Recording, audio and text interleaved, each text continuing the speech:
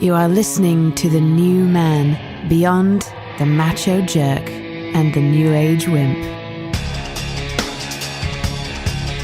Your host is men's coach Tripp Lanier.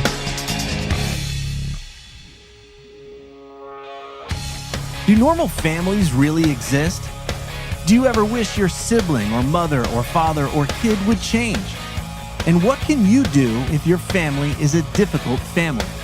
Eric Maisel is here to talk about why families are so challenging and what you can do so that you don't give up your power.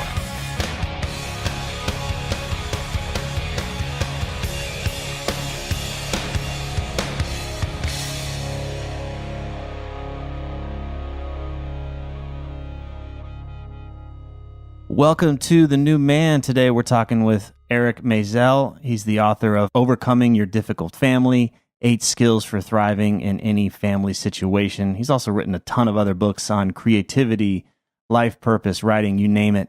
And you can learn more about him by visiting ericmaisel.com. I read Fearless Creating years ago when I was struggling to find my mojo, and I loved it. So, Eric, thanks so much for talking today.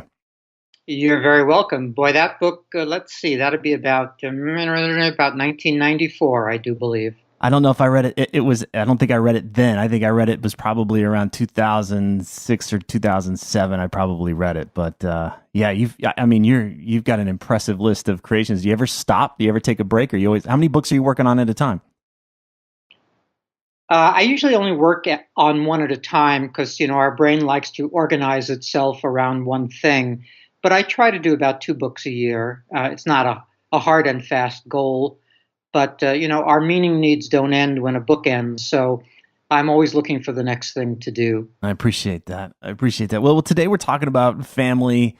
I know many guys who are out there on this path of personal growth. They're expanding who they are in the world, their profession and their intimate relationships, and they're wanting to build a strong community of like-minded folks.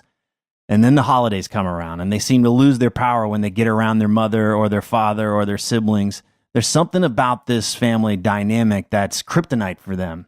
And there's a cost to this dynamic. Deep down, they do love and appreciate their family, but hanging out with them is just really challenging. So they feel torn. They feel guilty for not wanting to be closer to them.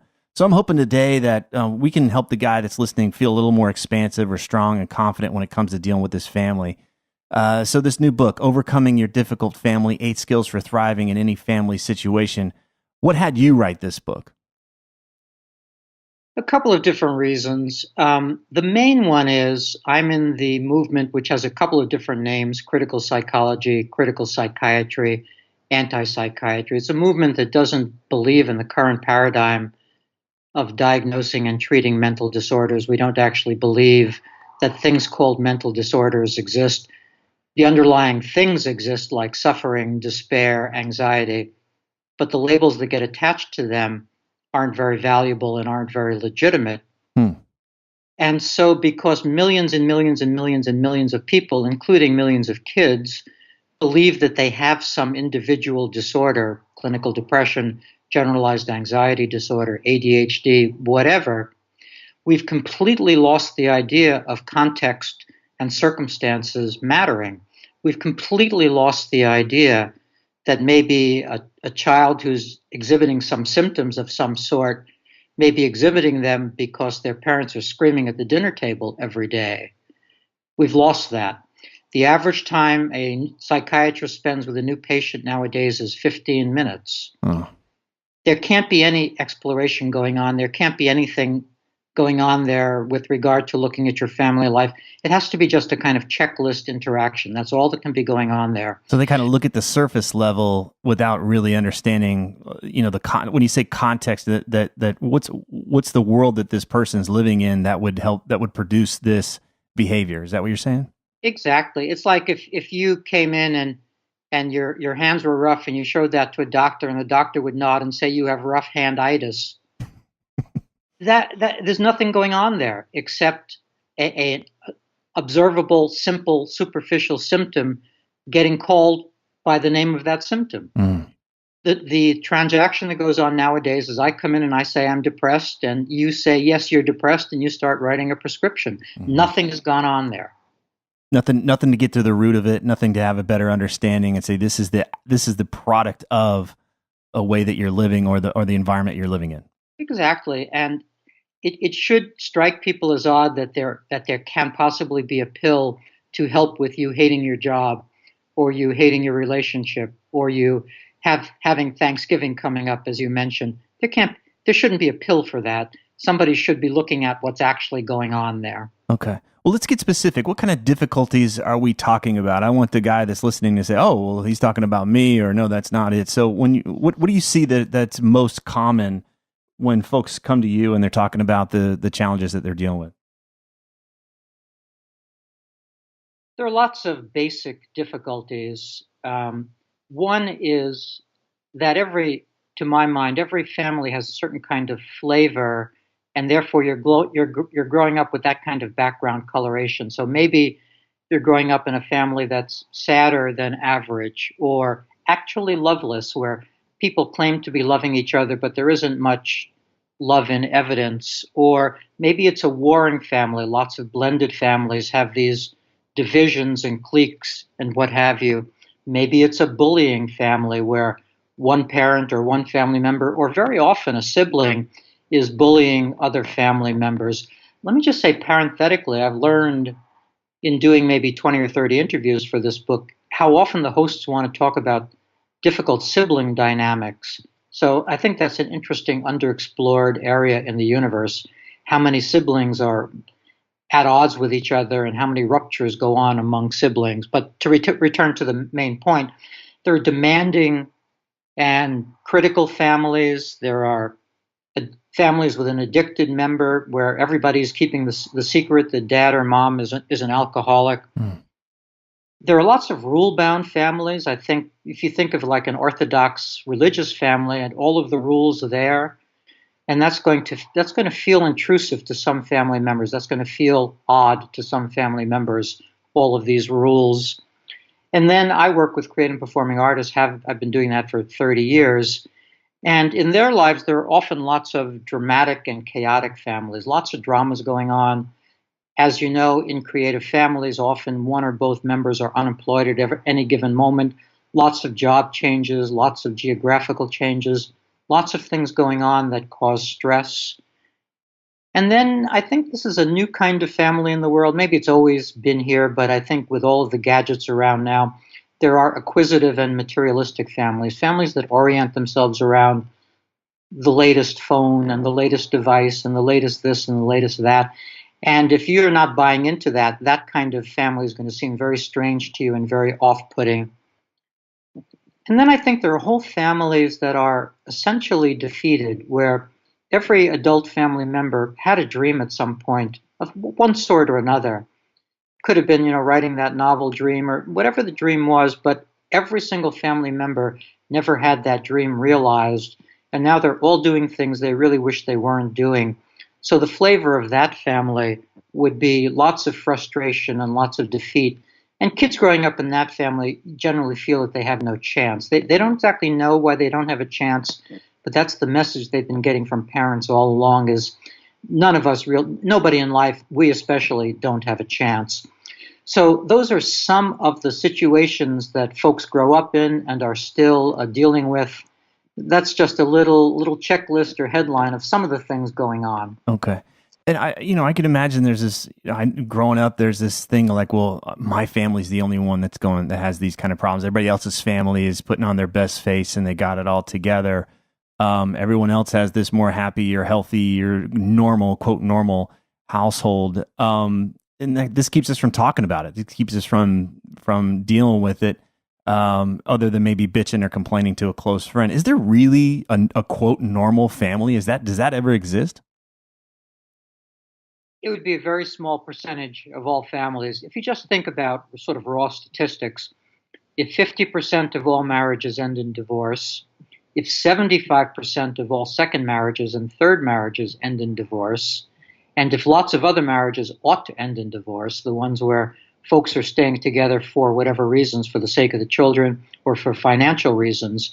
If you tally that all up, you're looking at maybe 70 or 80% of all dyadic couples out there who aren't really liking each other and who are on the verge of separating. Wow. And that's just one dynamic. So I think if you add up all the kinds of dynamics, including everybody in a family having an agenda, every single human being has an agenda. We all have our selfish genes. That's just who we are. That's not an indictment of any given individual. Maybe an indictment of the species, but not of any given individual. So we all have our agendas. We all hold our resentments. We all are disappointed in the way other people in our family are treating us. We all are like that. So I would imagine, if I had to guess, I would imagine that hardly 1 or 2% of all families out there are anything like happy families.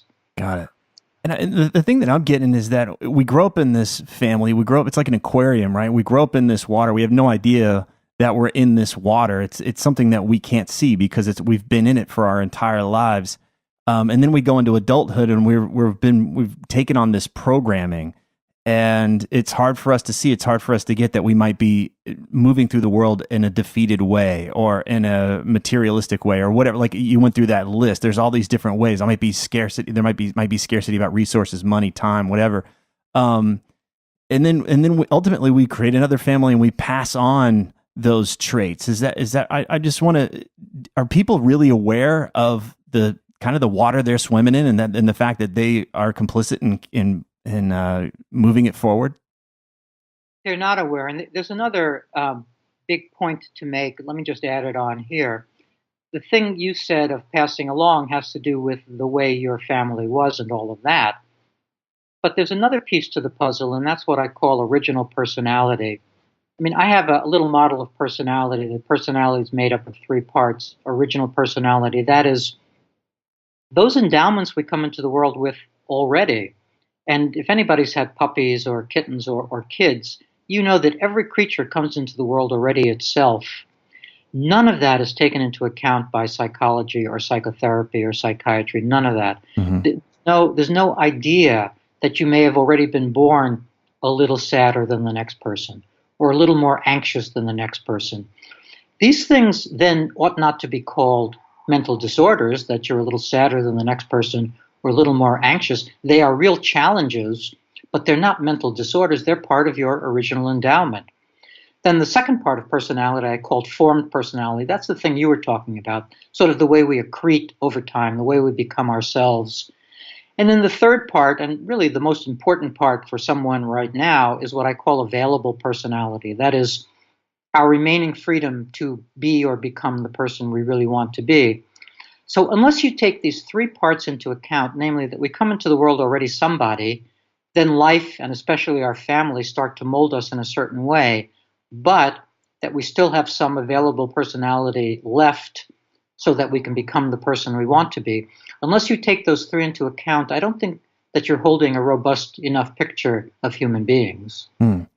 That's astonishing. You know, I like that original personality. I always thought that was kind of your essence, right? You see a child laying there, and they don't have any verbal abilities, but you just get them. There's an essence about who that person is, even at a very young age. And then we're formed by our environment. We're influenced by the people around us. And then I like that there's still some left over where I can say, hey, you know what? I'm going to break out of this form. Is that what it is? Like that available personality is what allows me to say, hey, I can have some choice around the stuff that I've been programmed to think and say and do my entire life. Is that what it is?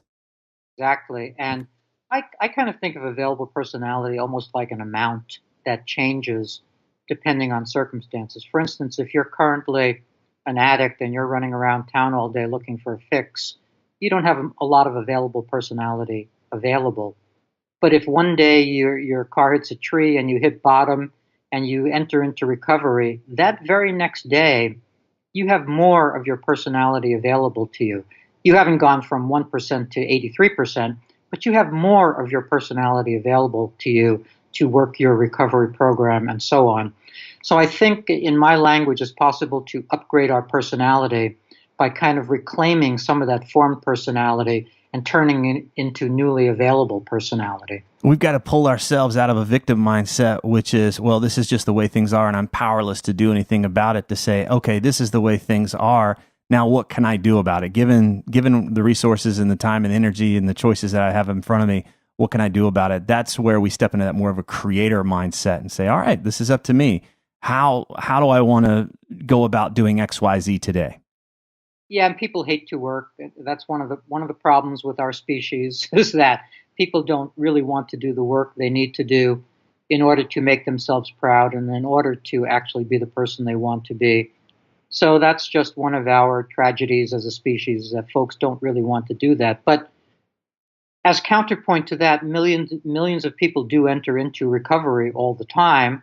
So there's that sense in which folks are willing to look in the mirror, deal with their denial, deal with their defensive structure, and gain more personal awareness and actually make the changes they need to make. In the book, I have lots of tactics, and I don't scorn tactics. I think folks can try small things that actually make a big difference, but they still have to try them. Got it. Let's come back, because you said we don't want to do the work, so that means that it's up to somebody else to change, right? So I'm only going to be happy when my partner changes, or my sibling changes, or my mother changes, or my father changes. That's in my mind. I can get stuck in this place. Like, that's what needs to happen so that I feel relief, so that I feel peace, so that I feel loved and accepted. But what if these people never change who they are? Does that mean I got to, cut bait and get the hell out of here? Or what do we do if the listener is stuck in this place? Like, how do I change my family? What do we say to him? You can't change your family, but you can exert some influence. The first step would be to upgrade your own personality. That would be the first step. What does that mean? To become more of the person, to acquire the strengths I mentioned in the book, to actually know how to manifest your strength and your smarts and your clarity and your courage in your relationships and in your life. There are lots of things to try that amount to you being, let's say, your best version of yourself. But let's say you don't quite manage to do that, or let's say you do manage to do that. You still can't control other people, but you can be influential. You can do things differently. For example, if you need to have a conversation with somebody, some family member, an important conversation, rather than trying to have it as both of you are pushing each other around the kitchen table over breakfast, go kind of ceremonially set up a date, go have dinner, go walk by the lake, have the conversation in a different place, in a different way. Something like that, something as simple as having the conversation in a different place, can make a difference, because I think both people understand that there's something important and special when you go someplace new or different for that kind of conversation. So that's a kind of thing where you can attempt to exert some influence or make some changes. Another simple one, simple to say, not necessarily simple to do, but simple to say, is to speak more clearly. I have clients try to speak in sentences of 7 words or fewer with a real period at the end of a sentence. Because most people go on and on and on. They put in commas, they half apologize, they kind of take the sting out of the thing they're trying to say so as to not be too abrasive, etc. So it takes a lot of courage to speak in short sentences. And here's what a short sentence sounds like. Mm-hmm. That's not okay. Period. Very few people in family situations, in dyadic situations, with their kids, with their siblings, with their parents, ever say, that's not okay, with a real period there. Mm-hmm. We say things in much more confused, complicated, and not so useful ways. So, to repeat, we can't control other people, but it would be influential to begin speaking in sentences like that. It's setting a boundary, and I can imagine if I grew up in this environment where, whether it was a sibling or a parent that had authority over me, that it would seem, even if I'm in my 30s, 40s, 50s, it might still seem really weird to set a boundary. Like, I can go set a boundary with somebody on the street, but doing it in my family of origin is not okay. So when is it time? If that person is just like, I can't do it, or he's having a hard time with that, when how can we help him see that, no, this is when you set a boundary, it's not okay anymore? Well, one way, this is both an anxiety management technique, but also a way to accomplish the thing you just said, and that's to rehearse the interaction in your mind, visualize the interaction. I have clients rehearse interactions all the time, and they do an amazingly good job of being able to play both roles because they know what the other person is going to say. They know what their husband or their father or their son is going to say. So they can say what they want to say. They can say what their son's going to say, etc. They can go back and forth in this conversation, and they can say, "Oops, okay, I see. If I say it that way, then my son's going to have a fit and leave the room, and that's not going to work perfectly. So maybe I can massage the way I say that." So by having this careful rehearsal process, you can do a good job of preparing yourself to have the actual conversation. To repeat, most people don't want to do the work of rehearsing like that. But if you're willing to do that kind of rehearsing, you can get yourself much better prepared to have the conversations you need to have. It also means that we've got to be willing to really claim what it is that we're wanting in that interaction instead of what most of us are doing is like, how do I get through this interaction without there being a conflict? And we just keep kicking the can down the road. It's just like, I just don't want this to be difficult. I just want things to stay smooth and like whatever. But there seems to be a choice here. It's like, no, I need to set this boundary. I need to let this person know that whatever's happening is not okay, or I have a request or whatever. So I want to help that listener just really take a seat there instead of waiting for it to be perfect and it to be safe and you get all the green lights before you do this. Just say, I'm going to do this no matter what. How do you go about advising that? Again, I think it's just A, it's practice, but then B, it's one of the strengths that I spend a lot of time in the book on is the strength of clarity. And that's exactly what you're saying, being clear on what you want. And often we don't want just one thing. So let's say we both want to express that we still love our son, but that his drinking is not okay to us. Well, that means we want to get both of those messages out to our son at the same time, so he gets both the loving part, but also the not okay part. And that can sound exactly the way I just said it. John, I love you tremendously, and your drinking is not okay. So my manifestation of love is that you and I are going to an AA meeting. How does that sound? And he's going to, rebel and what have you, and say no, and my drinking isn't a problem, and blah, blah, blah, blah, blah, blah. But the second time you say that, he may hear you a little better. And the third time you say that, he may say, okay, let's go. I like that you stay with it instead of like, well, I tried, and there's like this give up. I went into the belly of the beast and I got my ass kicked. I got a no, so that was it. No, you're saying keep going, keep taking a stand for what you want, keep coming back, even if you got a no. Yeah, especially with kids. I think we don't want to give up on our kids. They can be very difficult, and they can make us want to give up on them. That's why one of the skills in the book that I spend a lot of time on is the skill of resilience, because we have to keep doing these things over and over again. With a coworker, well, maybe we can avoid the coworker or leave the job or what have you. We don't have to be so resilient there. But with family members, actually, especially with siblings, because siblings are sort of born at the same time we are, and they live their whole lives sort of congruent with our lives. We're going to have to be, if those interactions are difficult, we're going to have to be really resilient there because we're going to be dealing with those siblings our whole life long. Mm-hmm. So that's one of the things we must get better at, is not giving up on people unless they are unsafe to us. And that's a different kind of situation. And that's primary. If some family member is harming us, that's not okay. And we have to, and there the headline would be safety first. Okay. Well, let's imagine that the guy listening, there's been a lot of stuff that we've talked about here today. So I just want to help him come back to step number one. He's facing a situation, whether it's with a parent, a sibling, or even his own child. What's just the very first thing that he can do so he feels more confident and ready to engage? First thing is to get quiet. We have a hard time tolerating difficult thoughts. And I have an exercise either in this book or some other book of just trying to tolerate a difficult thought for 10 seconds. It's amazingly difficult. If the thought is ultimately, my son's really out of control, or I need to leave my wife, or those are very hard thoughts to tolerate. So the way you frame the question, what's the first thing? The first thing is to get quiet and even tolerate the thought you're thinking. Instead of push it away, instead of act like it's not there, just actually be with it. That's right, and that's very hard. That's why I'm sort of patiently saying this point because I don't want to rush past it. It's very hard to get through our. We have defenses with 20 different kinds of names: rationalization, intellectualization, la la la. There are lots of ways that we deny what's going on or minimize what's going on. So the first step is to not deny what's going on and to not minimize what's going on and to accept that something really is going on.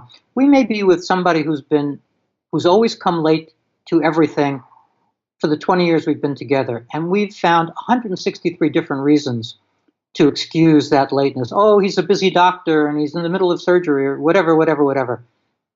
And so we've allowed this forever. So it's very hard to now turn on a dime and say to our husband or wife, you know, it's not okay that you always arrive late, with a period there. Hmm. Very hard to do that. So it's hard to tolerate that thought, let alone find the right thing to say, but it's just hard to tolerate that thought. And so that first step, just put it in front of you, deal with it, be with it. And then what's an action he can take? Is there something he can do about engaging this person? Well, that would be a little fast to engage the person. If we're going through sort of made up steps, I would say the second step would be to try to tease apart what's my part in it and what's the other person's part in it. That is to try to get a better sense, to get some clarity and awareness around, am I doing this? Is he doing this? Or is this the way in which we're doing this dance together? If I'm doing it, well, then it's on my shoulders to do something different. If it's completely his, well, then I have to figure out how to say that in such a way that he can hear it. And if it's both of us, well, then we have the complications of trying to figure out how we can do this dance differently. So I would say that the second step is trying to tease apart your own part in the problem. Mm-hmm. Take responsibility for yourself. And be willing to look in the mirror and say, "How am I co-creating this?" Absolutely. You know, we've talked about already two different ways we may be co-creating it. It may be part of our original personality. It'd be a little sad. So maybe we're coming to every one of these conversations with Mary already sort of half defeated and half sad. Well, then we have to work on our own despair there. That's going to make a difference. And I'm just going to sort of make a joke of this. If we suddenly bop into the room cheerfully, already that dynamic is going to be different. I don't know where it's going to go. I don't think she'll start dancing along with you just because you wandered in cheerfully. But still, if that's a feature of your original personality, that you're a little sadder, or if that's a feature of your formed personality that you're sad, then you need to deal with your own personality there at the same time that you're trying to figure out how to deal with somebody else. Okay. So recognizing, hey, this is what I bring to the table. This is possibly how I help co-create this. And then what happens? Well, you try something.